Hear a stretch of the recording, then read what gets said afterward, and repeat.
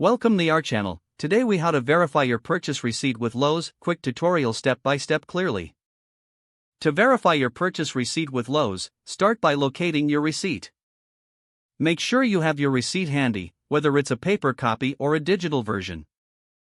If you have a paper receipt, check for the store number, transaction number, and date of purchase. For a digital receipt, log into your Lowe's account on their website or app. Navigate to your purchase history section. Look for the order you want to verify.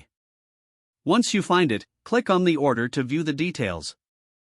Next, compare the details on the receipt with the items listed in your account.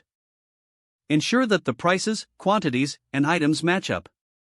If you notice discrepancies, contact Lowe's customer service. You can reach them online or by phone for assistance. Be prepared to provide your receipt details and any relevant information regarding your purchase. If everything checks out, you can keep your receipt for future reference or warranty purposes. Consider taking a photo of your receipt as a backup. This makes it easier to access if needed later.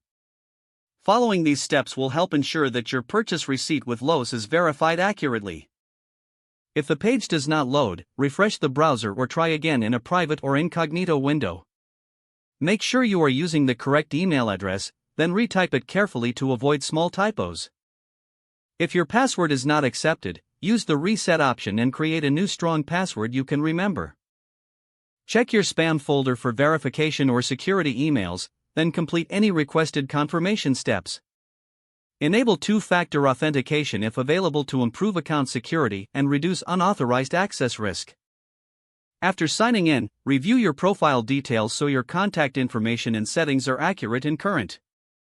If you see an error message, note it down and try again after restarting your device and internet connection.